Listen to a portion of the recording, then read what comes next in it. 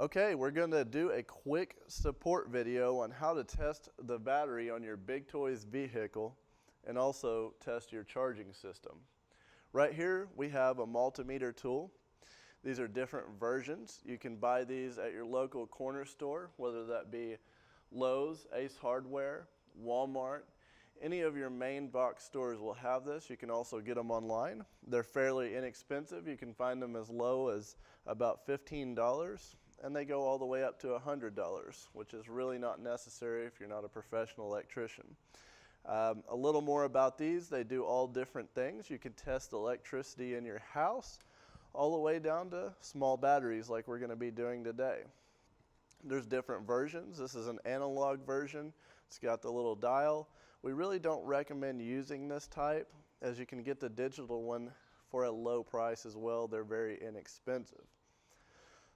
Also, remember to refer to the manual on these, and there's other YouTube videos on using these and goes into further detail if you don't know how to use one. We're just going to go over the basics on how to use one today. So, just wanted to show you this one. We're not going to use the manual version as I don't like it and it's not precise enough for me. So we're going to set that aside and get started with the digital version.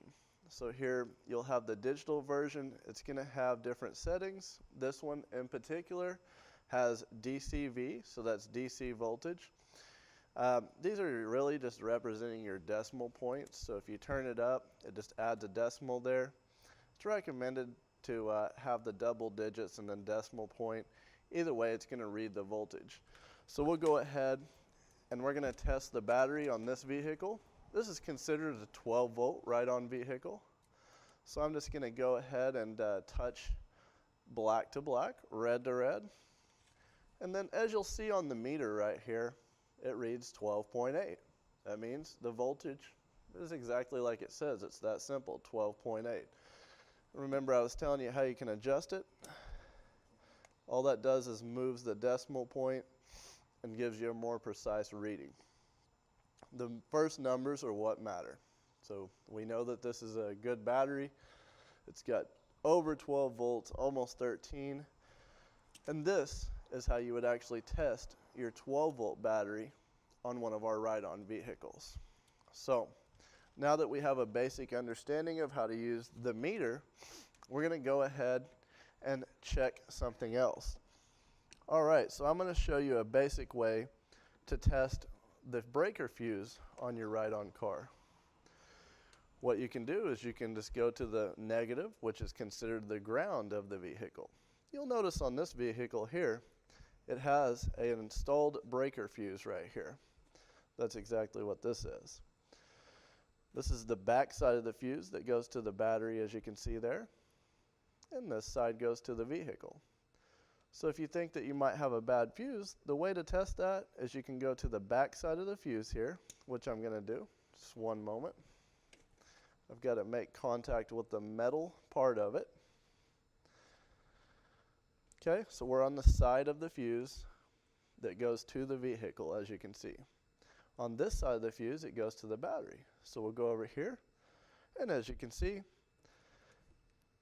there's 12 volts. So what that tells us is the fuse is actually working. You can see that there's power going through the fuse, down here, and over, and you're getting 12 volts. That tells you the fuse is perfectly good. That's how you test that. Okay, we're going to move on to a more complicated battery. This car right here, if you have one like this, which is our BMW X6 model, you'll also see the same layout basically on our Rolls-Royce and a few other cars. This is two 6-volt batteries, but they are hooked up to make 12 volts of power. So the first thing you'll want to do is remove these battery covers. They're going to be probably screwed down with a Phillips screw. And in this case, we'll actually have to unplug the connector, and we'll just simply plug that back in. You'll see this actually looks fairly complicated. It's really not. It's basically the same setup. So just let me move these wires out of the way real quick. That way we can have a better look and a better understanding of this one. Okay, so you have two 6-volt batteries here. To test this system, there's different ways of doing so. We're going to find out where the batteries go into the vehicle. So you have a red wire right here that connects both ends. This may be a black wire on your vehicle, but either way, it ties the two batteries together. The way the battery is wired up here is called series. What that means is it takes the voltage of 6 volts, puts it in series, 6 and 6 equals 12 volts. That's how it turns it into a 12-volt vehicle.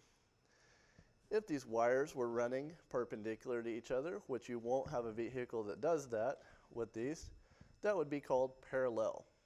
And it would be two 6-volt batteries, but the voltage would remain the same at 6 volts. So we're going to just stay away and not go into too much detail on that because it really doesn't apply to your product.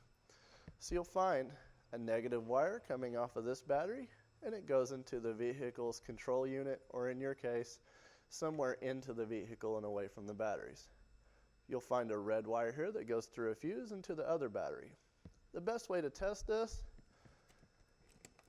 is simply unplug this, and you have both batteries connected, all in series, and we're going to just see what the voltage reading is. What I'm going to do is find where the little black connector goes. Looks like it ends up on this side. We're going to go ahead and stick our black to that and red to this. And as you'll see here, if I can just get a good connection, the meter is showing over 12 volts. What this tells us is this car has proper voltage and there's not a problem with the battery. The battery is fully charged and ready to go. All right, so right here we have a 12-volt charger. We're going to go ahead and test this charger. I'm just going to simply plug it into this extension cord here. All right, this is the end of your charger. Usually your positive is going to be on the inside and the negative on the outside. These are only putting out 12 volts. So as you can see, I'm touching it, and this is not going to hurt you. Unless you actually cross it, you're going to have a paper clip or something to do that and do it on purpose.